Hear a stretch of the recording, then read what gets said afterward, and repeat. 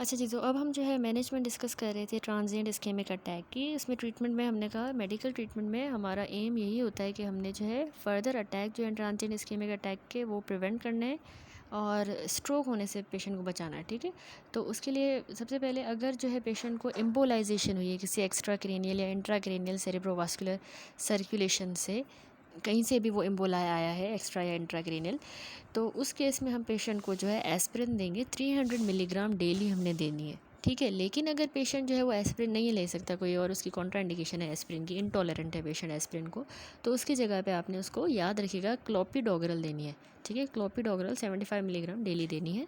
ठीक है, क्लोपिडोग्रल जो कि एक एंटी प्लेटलेट ड्रग है वो आपने 75 मिलीग्राम पेशेंट को डेली देनी है अगर वो एस्पिरिन से इंटॉलरेंट है तो। और अगर मेडिकल ट्रीटमेंट अब हमारा अगर एम्बोलाइजेशन जो है हार्ट से हुई है, ठीक है, हार्ट में म्यूरल थ्रोम्बाई बन के वो वहाँ पे आया है ब्रेन में एम्बोलाई बन के, तो उस केस में आपने एंटी कोगुलेंट्स देने हैं जैसे कि हेपेरिन। ठीक है, आपने उसको एंटी कोगुलेंट जैसे कि हेपेरिन देना है और उसके बाद followed by warfarin should be given in case of embolism from the heart provided no contraindication. ठीक है, अगर कॉन्ट्रा इंडिकेशन नहीं है ऐसे एंटी कोगुलेंट की तो आपने हेपेरिन उसके बाद वारफिरिन देना है। ठीक है, अगर वो एम्बोलाइजेशन हार्ट से हुई है।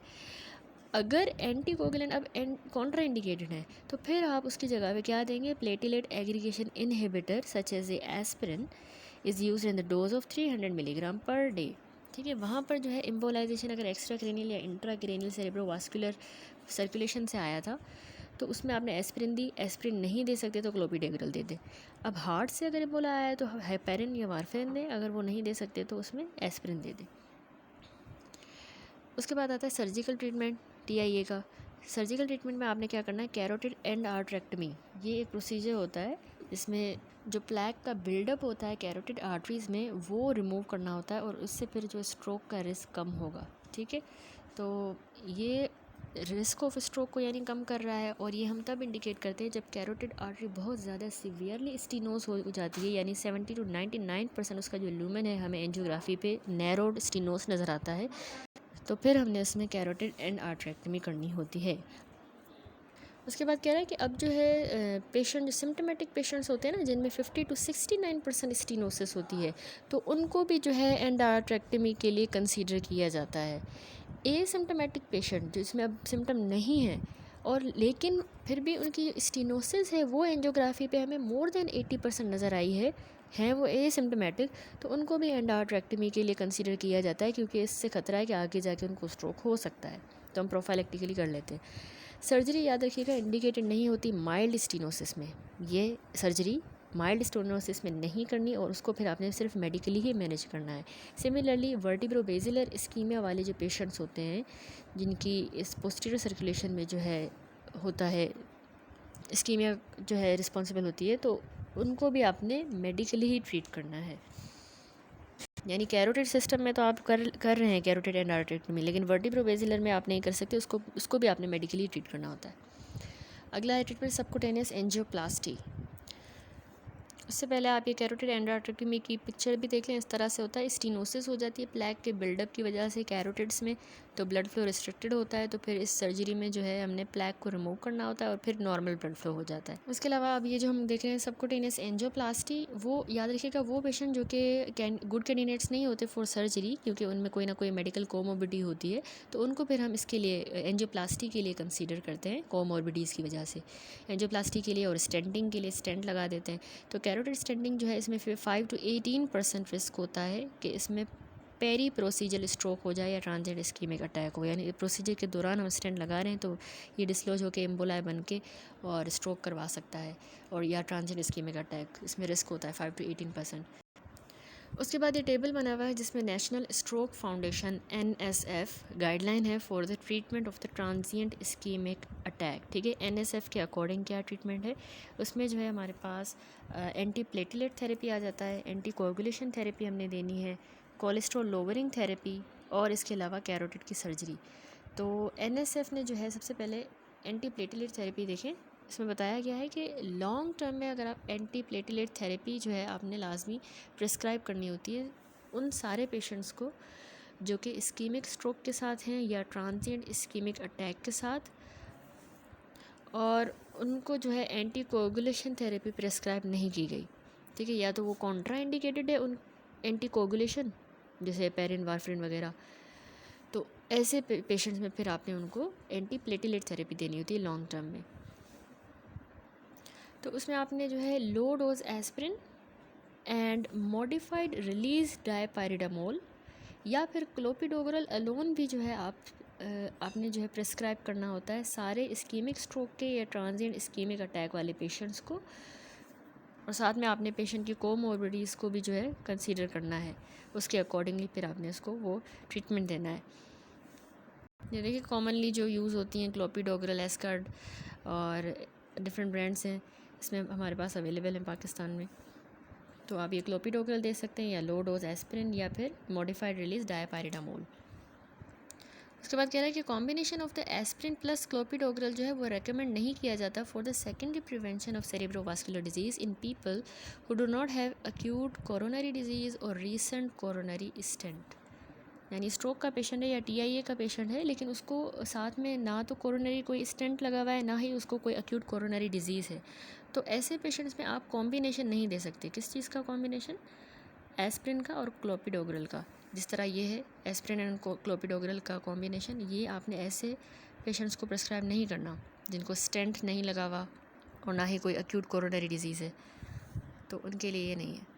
तो ये होगी एंटी प्लेटिलेट थेरेपी NSF के अकॉर्डिंग। NSF के अकॉर्डिंग जो है एंटी कोगुलेशन थेरेपी क्या है, अब ये हमने देनी होती है for secondary prevention for people with ischaemic stroke या transient ischaemic attack from the presumed arterial origin should not be routinely used. यानी किसी आर्टीरियल ओरिजिन का अगर उनको स्ट्रोक हुआ है, इंट्राक्रेनियल या एक्स्ट्राक्रेनियल सेरेब्रोवास्कुलर ओरिजिन का स्ट्रोक हुआ उनको और उसकी वजह से स्ट्रोक या इस्कीमिक स्ट्रोक या ट्रांजिएंट इस्कीमिक अटैक हुआ है, तो मेनली हमारा मकसद यही है कि आर्टीरियल अगर प्रिज्यूम्ड आर्टीरियल ओरिजिन का है तो उनमें हम नहीं देते एंटीकोगुलेशन थेरेपी, नहीं देंगे फॉर द सेकेंडरी प्रिवेंशन। किन में देंगे फिर? Anticoagulation therapy for the long term secondary prevention should be used in the people with ischaemic stroke या transient ischaemic attack who have atrial fibrillation और कार्डियो एम्बोलिक स्ट्रोक, यानी कि वो cardiac origin का स्ट्रोक है, वास्कुलर का नहीं है, या एट्रियल फिब्रिलेशन की वजह से हुआ है या कार्डियो एम्बोलिक स्ट्रोक हुआ है, तो उनमें फिर आपने एंटीकोगुलेशन थेरेपी देनी है। ये पॉइंट आपने याद रखनी है, ठीक है। और स्ट्रोक के जो पेशेंट्स होते हैं उनमें decision to begin the anticoagulation therapy can be delayed up to 2 weeks but should be made prior to discharge. यानी कि इस पेशेंट को, स्ट्रोक के पेशेंट को अब लाइफ लॉन्ग जो है लॉन्ग टर्म में एंटीकोगुलेशन देनी है या नहीं देनी, वो आपने 2 weeks तक आप डिसाइड कर सकते हैं डिसीजन, लेकिन उसको घर भेजने से पहले ये डिसाइड कर लेना है बिफोर डिस्चार्ज कि इसको एंटीकोगुलेशन देनी है या नहीं देनी। और कैसे पेशेंट्स को आप देंगे लॉन्ग टर्म एंटीकोगुलेशन? जो एट्रियल फिब्रिलेशन की वजह से स्ट्रोक हुआ हो या कार्डियो एम्बोलिक स्ट्रोक हुआ हो। आर्टीरियल ओरिजिन वाले में हम नहीं देंगे। लास्ट पॉइंट है इसमें कि एंटीकोगुलेशन में वो पेशेंट जिनको ट्रांजिएंट इस्कीमिक अटैक हुआ है तो उनमें एंटीकोगुलेशन जो है आपने बिगिन कर देनी है वंस CT या MRI has excluded the intracranial haemorrhage as a cause of the current event. यानी वो जो उसको स्ट्रोक हुआ है, ट्रांजिएंट इस्कीमिक अटैक हुआ है, वो हेमरेज की वजह से नहीं हुआ, ठीक है। हेमरेज आपने रूल आउट कर ली CT या MRI पे, तो उसके बाद आपने लाजमी स्टार्ट कर देनी है एंटीकोगुलेशन थेरेपी, ठीक है। जब भी पेशेंट आता है TIA का तो हम CT MRI जल्द से जल्द भेजते हैं, तो उसमें हेमरेज नहीं मिली तो आपने उसको लाजमी देनी है एंटीकोगुलेशन थेरेपी। अब देन आता है NSF ने बताया कोलेस्ट्रॉल लोअरिंग थेरेपी, ये भी हम देंगे पेशेंट को ट्रीटमेंट में, TIA के पेशेंट को। तो कोलेस्ट्रॉल लोअरिंग जो थेरेपी है, हमें पता है स्टेटिन्स, ये सारे जो पेशेंट्स होते हैं इस्कीमिक स्ट्रोक के या TIA के, उनको हमने स्टेटिन्स देने होते हैं। स्टेटिन्स जो है रूटीनली हेमरेजिक स्ट्रोक में नहीं यूज़ होते, ठीक है, कभी भी नहीं करने हेमरेजिक में, कॉन्ट्राइंडिकेटेड है। क्योंकि इस्कीमिया तो पता है कि प्लैक बिल्डअप हुआ है, उसी की वजह से हुआ है मेनली, जो कॉमनली होता है, तो उसके लिए स्टेटिन्स यूज़फुल रहेंगे। लेकिन हेमरेज तो हाइपरटेंशन से भी हो सकती है, ज़रूरी नहीं है कि उसमें स्टेटिन्स दिए जाएँ। Carotid surgery, eligible stable patients should undergo carotid endarterectomy as soon as possible after the stroke event, ideally within 2 weeks, ठीक है। 2 weeks के अंदर ही उनको, जो मैंने आपको पिक्चर भी दिखाई, कैरोटिड एंडार्ट्रेक्टमी करवानी होगी। जो स्टीनोसिस हो जाती है नैरोइंग प्लैक की वजह से, तो प्लैक को रिमूव किया जाता है इस सर्जरी में, तो वो 2 weeks के अंदर आइडियली इन पेशेंट्स को, एलिजिबल पेशेंट, स्टेबल पेशेंट्स को करवानी चाहिए कैरोटिड की सर्जरी। ये सारी थी नेशनल स्ट्रोक फाउंडेशन के according treatment guideline. Transient ischaemic attack की, antiplatelet therapy, anticoagulation, cholesterol lowering therapy and carotid surgery. उसके बाद जो है प्रोग्नोसिस आ जाती है। ट्रांजिएंट इस्केमिक अटैक के बाद 5 इयर्स सर्वाइवल जो है उसकी बात करें तो 1 आउट ऑफ 6 पेशेंट जो है will have suffered a stroke. ठीक है, 6 में से एक जो है पर्सन को TIA के बाद 5 सालों के ही अंदर स्ट्रोक हो सकता है। और इसके अलावा 1 out of 4 patient will have died usually from the heart disease और स्ट्रोक। और 4 में से एक जो है वो आगे जाके एक बार उसको TIA हुआ, आगे जाके वो हार्ट डिजीज़ की वजह से या स्ट्रोक की वजह से उसकी डेथ हो जाएगी। तो ये TIA की होती है प्रोग्नोसिस, जो कि ज़्यादातर बैड होती है। उसके बाद इवॉल्विंग स्ट्रोक को अभी हमने डिटेल में कवर करना है। क्लिनिकल क्लासिफिकेशन में 3 टाइप्स हमने कही थी, transient ischaemic attack, evolving stroke and complete stroke. तो TIA हमने डिटेल में कंप्लीट किया, उसके फीचर्स, ट्रीटमेंट, इन्वेस्टिगेशंस और प्रोग्नोसिस। अब है इवॉल्विंग स्ट्रोक। जिस तरह मैंने आपको पहले भी बताया कि इवॉल्विंग स्ट्रोक वो होता है जो ग्रेजुअली इवॉल्व करेगा, यानी ये स्ट्रोक जो है उसके सिम्टम्स ग्रेजुअली वर्सन होते जाएंगे इन 2 आवर्स और डेज़ के अंदर। क्यों ये होता कैसे, किस तरह है? क्योंकि इसमें हमने पढ़ा कि थ्रोम्बस जो है वो प्रोग्रेसिवली इवॉल्व करता जाएगा, एक्सटेंड करता जाएगा, एक्सटेंड होके वो फर्दर जो कोलेटरल ब्रांचेस हैं उनको भी ब्लॉक कर देगा और ज़्यादा जो है स्टेप वाइज मैनर में फोकल न्यूरोलॉजिकल डेफिसिट के सिम्टम्स होंगे। तो इसमें मतलब थ्रोम्बस ही है जो एक्सटेंड करता जा रहा है, बढ़ता जा रहा है, फैलता जा रहा है, और इसीलिए जो है डेज आवर्स टू डेज़ में और ज़्यादा वर्सन होते हैं सिम्टम्स। तो उसको डिटेल में देखें। In this type of the stroke symptoms worsen होंगे ग्रेजुअली या in stepwise fashion over period of hours और डेज। इसमें क्या होता है कि हमने कहा कि स्लो ऑक्लूजन होती है मेजर सेरिब्रल वेसल की, जैसे कि जो इंटरनल कैरोटिड है या उसकी जो ब्रांच है मिडल सेरिब्रल आर्टरी, उसकी स्लोली ऑक्लूजन होती जाएगी। तो इसीलिए स्टेप वाइज जो है फैशन में इसमें सिम्टम्स होंगे। अब इसकी जो क्लिनिकल पिक्चर है वो सेरिब्रल ट्यूमर की वजह से हो सकती है या सब ड्यूरल हेमाटोमा की वजह से। ठीक है, ये हम इसमें डिफरेंशियल डायग्नोसिस रख सकते हैं। जब जिस तरह से पेशेंट प्रेजेंट करता है, सिम्टम्स होते हैं, तो उसमें सेरिब्रल ट्यूमर भी लग सकता है, सब ड्यूरल हेमाटोमा। ये इंपॉर्टेंट होता है कि हम इवॉल्विंग स्ट्रोक को रिकॉग्नाइज़ करें, क्योंकि एंटीकोगुलेशन जो है ना वो इसकी इवॉल्विंग को प्रिवेंट कर सकती है। ये इवॉल्व होके खुद कन्वर्ट होता है कंप्लीट स्ट्रोक के अंदर, तो उसको कन्वर्ट होने से हम बचा सकते हैं बाय गिविंग एंटीकोगुलेशन थेरेपी। तो इसीलिए ज़रूरी है कि आप इसको जल्द से जल्द रिकॉग्नाइज़ करें, डायग्नोस करें। तो इसके फीचर्स कौन से होते हैं जो सजेस्ट करते हैं कि ये एम्बोलिक स्ट्रोक है? इसमें अचानक से सडन न्यूरोलॉजिकल डेफिसिट होगा और साथ में कोई भी वार्निंग नहीं होगी, एंड मैक्सिमल एट ऑनसेट, यानी जब ये प्रेजेंट करेगा तब ये मैक्सिमम सिम्टम्स होंगे इसके। किसमें? एम्बोलिक स्ट्रोक में। ठीक है, ये इवॉल्विंग स्ट्रोक था। अब जो है एम्बोलिक स्ट्रोक कौन से फीचर्स होंगे वो हम डिस्कस करें। जो एम्बोला आया है और उसमें क्या होगा, यानी जब भी कोई एम्बोला आया होता है, डिस्लोज होकर ब्रेन में आके उसने ऑक्लूड किया है, तो अचानक से वो सिम्टम प्रेजेंट करेगा, कोई वार्निंग नहीं होगी, और बस उसने ब्लॉक किया है, मैक्सिमल सिम्टम्स उसी टाइम पे हो जाएंगे, मैक्सिमल एट द ऑनसेट। तो not presenting as a evolving stroke, क्योंकि इवॉल्विंग स्ट्रोक में हमने कहा कि ग्रेजुअली सिम्टम होते हैं, ग्रेजुअली वर्सन होते हैं। यहाँ पे हमने लाइन कही सडनली नहीं होता उसमें, क्योंकि वही जो है थ्रोम्बस वो एक्सटेंड करता जाता है, फैलता जाता है, और स्टेप वाइज फैशन में फिर सिम्टम्स होते हैं। लेकिन एम्बोलिक स्ट्रोक में अचानक से होगा सब कुछ। दूसरा ये कि सीजर्स जो है एम्बोलिक स्ट्रोक में at the onset of stroke patient को सीजर्स होंगे, और ये मोर कॉमन है एम्बोलस से। ठीक है, पेशेंट आया है स्ट्रोक का और उसको साथ में सीजर्स भी हैं, तो वो उसका मेजर काज एम्बोलिक स्ट्रोक हो सकता है, कोई एम्बोला है। ठीक है, इसके अलावा मल्टीपल सेरिब्रल आर्टरीज इन्वॉल्व होती हैं in the case of cardiac emboli. Cardiac emboli से स्ट्रोक मतलब थ्रोम्बस जो है एम्बोला बन के आया है, तो उसमें मल्टीपल वो सेरिब्रल वेसल्स को इन्वॉल्व करता है। मल्टीपल अगर आपको मिल रही है एंजियो वगैरह पे, तो ये एम्बोलिक हो सकता है। Presence of the pre disposing factor, जैसे साथ में पेशेंट को एट्रियल फिब्रिलेशन हो सकती है, valvular heart disease, endocarditis, interior wall MI, तो ये फीचर्स जो सजेस्ट करते हैं एम्बोलिक स्ट्रोक। अब डिफरेंशिएट ट्रांजिएंट इस्केमिक अटैक का और स्ट्रोक का आपने कैसे डिफरेंशिएट करना है? तो जिस तरह मैंने आपको पहले भी बताया कि ट्रांजिएंट इस्केमिक अटैक की टाइम पीरियड जो है लेस होता है, less than 24 hours, stroke more than 24 hour. दूसरा मेन डिफरेंस यही है जो कि डेविडसन में भी गिवन है, कि इसमें जो है ट्रांजिएंट इस्केमिक अटैक में पेशेंट को इस्कीमिया तो होगी लेकिन इन्फाक्शन नहीं होगा ब्रेन का, लेकिन स्ट्रोक में इस्कीमिया प्लस इन्फाक्शन होगा। ठीक हो गया। तो transient ischaemic attack also sometime called, इसको मिनी स्ट्रोक भी हम कहते हैं, बिगिन जस्ट लाइक अ इस्कीमिक स्ट्रोक, बिल्कुल इसी तरह इस्कीमिक स्ट्रोक की ही तरह प्रेजेंट करेगा, बिगिन होगा, ठीक है। बस डिफरेंस यही है कि ट्रांजिएंट इस्कीमिक अटैक में जो ब्लॉकेज है वो टेम्पररी है, ट्रांजिएंट है, थोड़े टाइम का है, और फिर ब्लड फ्लो अपने नॉर्मल की तरफ खुद ही चला जाता है, सही हो जाता है patient. Since blood flow interrupt सिर्फ शॉर्ट टाइम के लिए हुआ है, तो इसीलिए इसके जो सिम्टम है ट्रांजिएंट इस्कीमिक अटैक के वो लॉन्ग लास्टिंग नहीं होते और वो लेस देन आवर होते हैं, इसके सिम्टम लेस देन आवर होंगे। यहाँ पर हुआ ये इवॉल्विंग स्ट्रोक कंप्लीट, छोटा सा टॉपिक था। उसके बाद आता है हमारे पास कंप्लीट स्ट्रोक, जो कि थर्ड क्लिनिकल प्रेजेंटेशन है स्ट्रोक की, कंप्लीट स्ट्रोक। अब जो है हमारा मेन टॉपिक जिसको स्ट्रोक हम कह रहे हैं वो स्टार्ट हो रहा है, ठीक है, जो मेनली दो तरह का होता है, या तो सेरेब्रल इन्फार्क्ट होगा या तो वो हेमरेजिक स्ट्रोक होगा। कंप्लीट स्ट्रोक में ये दो आ जाते हैं। तो सबसे पहले डिटेल में मोस्ट इंपॉर्टेंट और लेंथी टॉपिक है सेरेब्रल इन्फाक्शन को डिस्कस करेंगे। इन्फार्क्ट हुआ है तो इसमें हमने पढ़ा था कि कोई ना कोई वेसल जो है वो ब्लॉक हुई है, उसमें इसको हमने हेमरेजिक से इसी तरह डिफरेंशिएट किया था कि उसमें या तो एम्बोला है या थ्रोम्बा है, उसने आके वेसल को ओक्लूड किया, ब्लड सप्लाई कम हुई, इस्कीमिया हुई, इस्कीमिया होकर इन्फार्क्ट बन गया। इस्कीमिया थोड़े टाइम के लिए होगी, रिवर्स हो गया तो वो TI है।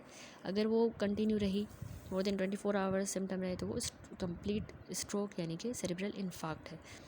तो अब आ जाते हैं सबसे पहले क्लिनिकल फीचर्स हैं। तो इसके क्लिनिकल फीचर डिपेंड करता है कौन सी जगह पे है और कितने एक्सटेंट का इन्फार्क्ट हुआ है, ठीक है, उस हिसाब से फीचर्स होंगे सेरेब्रल इन्फार्क्शन के।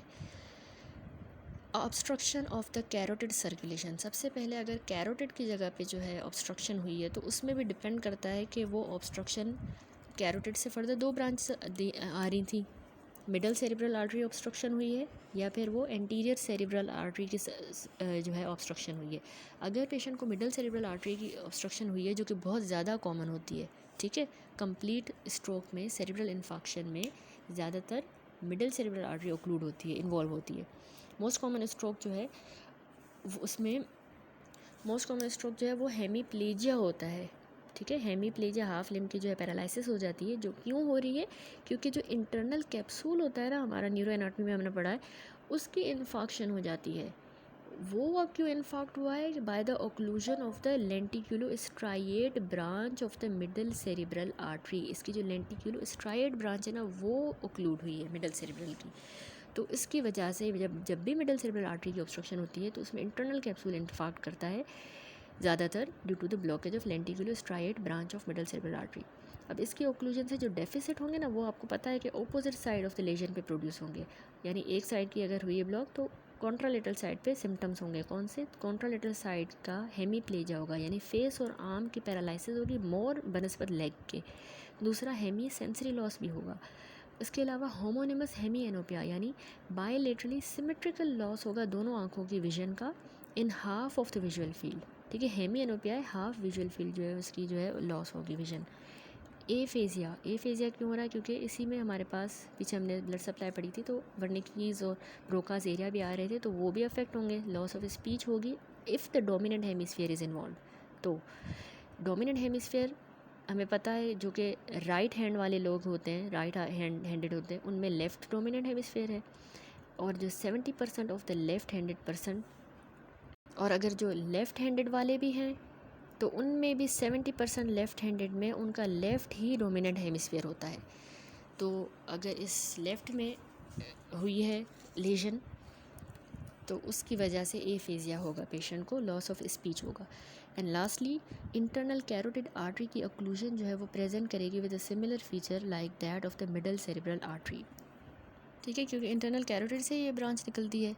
तो अब वहाँ पे भी अगर ब्लॉकेज होगा तो वही सिम्टम यही सारे होंगे, या अगर मिडल सेरेब्रल में भी आगे जाके ब्लॉकेज होती है तो यही सिम्टम्स होंगे सारे, ठीक है। Hemiplegia, hemisensory loss, homonymous hemianopia, aphasia, occlusion of the internal carotid से यही सिम्टम होंगे। अब आता है कि अगर सेरेब्रल इन्फाक्शन हुई due to the obstruction of the anterior cerebral artery तो क्या होगा, ठीक है। यहाँ पर देखिए जो ब्लू कलर का एरिया है ये सारा यहाँ पे मिडल सेरेब्रल आर्टरी सप्लाई करती है, ठीक है। तो इसमें जो है हमने डिफरेंट एरियाज़ पढ़े जो कि इसमें जो है हमारी मोटर और सेंसरी कॉर्टेक्स इन्वॉल्व है, जो फेस, हैंड एंड आर्म, ठीक है। और इसके अलावा एक्सप्रेसिव एरिया और हमारा receptive area, language area, expressive Broca's और रिसेप्टिव वर्निकीज, और इसके अलावा इसमें हमारा विजुअल कॉर्टेक्स भी आ जाता है और बेसल गैंग्लिया, वो सारे अफेक्ट होंगे।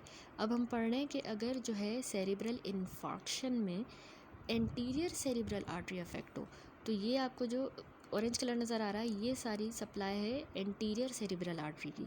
तो एंटीरियर सेरिब्रल आर्टरी जो है पेराइटल लोब तक सप्लाई करती है, और इसमें जो है ना हमारे मोटर और सेंसरी कॉर्टेक्स कॉन्ट्रालेटरल लेग का और ब्लेडर का है। ठीक है, अभी जो हमने मिडल का पढ़ा तो उसमें हमने कहा कि मोटर और सेंसरी अफेक्ट हुआ है, मोर हैंड एंड आर्म का ज़्यादा अफेक्ट हुआ है बनस्बत लेग के, क्योंकि लेग ज़्यादातर जो है एंटीरियर सेरिब्रल आर्टरी से होता है, motor and sensory, contralateral leg and bladder. ठीक है, ब्लेडर भी। और इसके अलावा जो हमारा इनहिबिटरी या जो मैच्योरेशन सेंटर है वो भी यहीं पर होता है, एंटीरियर सेरिब्रल आर्टरी उसको सप्लाई करती है। तो अब यहाँ पर अगर इसकी जो है अगर ओक्लूजन हो जाती है, इसकी ओक्लूजन की वजह से, इस एंटीरियर सेरिब्रल आर्टरी की ओक्लूजन की वजह से अगर इन्फार्क्ट हो तो क्या सिम्टम होंगे वो हम डिस्कस कर रहे हैं। तो बात कर रहे हैं कि कह रहा है एंटीरियर सेरिब्रल आर्टरी का स्ट्रोक इतना जो है कॉमन नहीं है, इट इज़ अनकॉमन। क्यों? Because emboli from the extracranial arteries और heart are more apt to enter the large calibre middle cerebral artery. ठीक है, मिडल सेरिब्रल आर्टरी का जो कैलिबर है वो आपको पता है ज़्यादा है। यहाँ पर भी देखिए आप फिगर में, तो उसका मिडल सेरिब्रल का देखिए कैलिबर ज़्यादा होता है, तो इसीलिए जो है ज़्यादातर यहाँ पर एम्बोलाई आते हैं, एंटीरियर सेरिब्रल में नहीं जाते। ठीक है, तो क्योंकि यहाँ पर सेरिब्रल ब्लड फ्लो बल्क में मिडल सेरिब्रल में ही आता है, इसीलिए एंटीरियर की ऑब्स्ट्रक्शन इतनी कॉमन नहीं है। ठीक है, मिडल की ज़्यादा कॉमन है। दूसरी बात ये कि जो कोलेटरल है फ्रॉम द ऑपोजिट साइड, दूसरी साइड से कोलेटरल बन जाते हैं in the form of anterior communicating artery, तो ये भी इस्कीमिया होने से बचा देता है। ठीक है, ये आपको पता है ना, बीच में बनी हुई एंटीरियर कम्युनिकेटिंग आर्टरी, तो ये जो है कोलेटरल फिर इस साइड की इस्कीमिया होने ही नहीं देगी, ब्लड आ जाएगा आराम से। तो ये दो वजूहत होती है कि क्यों एंटीरियर सेरिब्रल आर्टरी की ऑब्स्ट्रक्शन और उसका इन्फार्क्ट इतना कॉमन नहीं है। जब भी ओक्लूजन होगी एंटीरियर सेरिब्रल आर्टरी की distal to the junction of anterior communicating artery, तो फिर स्ट्रोक डेवलप होगा विद द फॉलोइंग फीचर। कौन से फीचर्स होंगे? एक तो जिस तरह मैंने आपको बताया कि लेग को ज़्यादा कर रहा है, तो हेमीपैरेसिस एंड कॉर्टिकल सेंसरी लॉस होगा लेग का ज़्यादा बनिस्बत आर्म एंड फेस के।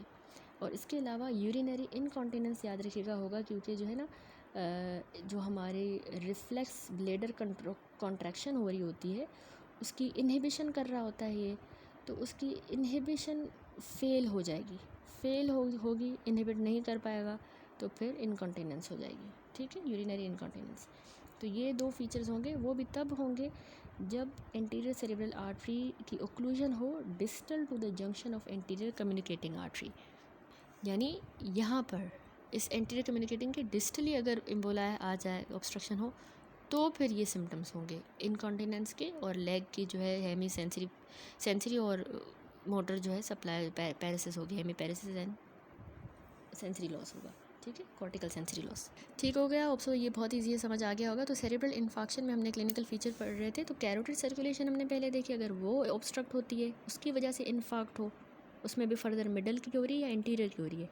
अब जो है कैरोटिड के अलावा दूसरा हमारा होता है वर्टिब्रोबेसिलर सर्कुलेशन, तो उसकी अगर ऑब्स्ट्रक्शन होगी तो क्या होगा। यहाँ पर फिगर भी देखिए बहुत अच्छी बनी हुई है। तो हमारी जो पोस्टीरियर सेरिब्रल जो है उसकी अगर ऑब्स्ट्रक्शन होगी वो हमने देखना है डिटेल में। और इसके अलावा अगर ऑब्स्ट्रक्शन हो सेरिबेलर एंड बेसिलर आर्टरी की, ठीक है, इस बेसिलर आर्टरी की जो है ऑब्स्ट्रक्शन हो या सेरिबेलर की, वो दूसरा हमारी ये पोस्टीरियर सेरिब्रल आर्टरी की, ये दो आ जाएंगी हमारी वर्टिब्रोबेसिलर सर्कुलेशन में। तो याद रखिएगा जब भी ये पोस्टीरियर सेरिब्रल आर्टरी जो है इसकी अगर ऑब्स्ट्रक्शन हो जाए तो उससे पेशेंट को हेमी एनोपिया होगा और कॉर्टिकल ब्लाइंडनेस होगी। ठीक है, हाफ विजुअल फील्ड जो है उसका विजन लॉस होगा, हेमी एनोपिया और कॉर्टिकल ब्लाइंडनेस होगी। कॉर्टिकल ब्लाइंडनेस इसीलिए कह रहे हैं क्योंकि आंखें बिल्कुल उसकी सही, उसका जो मेन विजन जो है उसको परसीव नहीं हो रही, उसमें मसला कॉर्टेक्स में हुआ है, वहाँ पर इन्फार्क्ट हुआ है जिसकी वजह से जो है ऑक्सीपिटल कॉर्टेक्स इन्वॉल्व हुआ है, तब उसकी वजह से उसको ब्लाइंडनेस हुई है, इसलिए हम कॉर्टिकल ब्लाइंडनेस कहते हैं। ठीक है, दूसरा क्या होगा, पेशेंट को एमनेसिया होगा। ठीक है, याददाश्त चले जाना। और थर्ड थैलेमिक पेन होगा उसको, थैलेमिक पेन जिसको हम एक्चुअली कहते हैं सेंट्रल पोस्ट स्ट्रोक पेन। असल में ये एक डिस्ट्रेसिंग टाइप का न्यूरोपैथिक पेन ही होता है जो कि स्ट्रोक के बाद जो है ना अफेक्ट करता है थैलेमस को। ठीक है, क्योंकि वो हमें पता है थैलेमस जो है ब्रेन का सेंसरी रिले स्टेशन होता है, तो वो अफेक्ट हो गया स्ट्रोक की वजह से, तो इसलिए न्यूरोपैथिक किस्म का पेन होता है, उसको थैलेमिक पेन कहते हैं। तो पोस्टीरियर सेरेब्रल आर्टरी की ओक्लूजन की वजह से जब इन्फार्क्ट होगा ना, तो उसमें आपने ये 3 चीज़ें याद रखनी है कि उसमें पेशेंट को हेमी एनोपिया या कॉर्टिकल ब्लाइंडनेस होगी, एमनेजिया और थैलेमिक पेन होगा। उसके बाद आती है obstruction of the cerebellar and the basilar artery.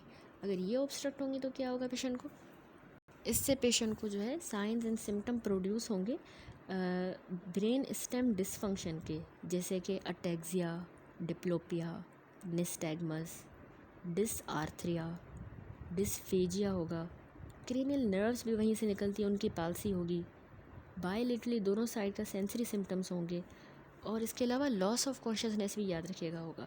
ठीक है, तो ये आपने सारे जो है याद रखने हैं। सेंसरी और जो मोटर डेफिसिट्स है ना, वो आपको पता है कि क्रॉस्ड होते हैं, यानी कि affecting the face on one side and limbs on the other side of the body.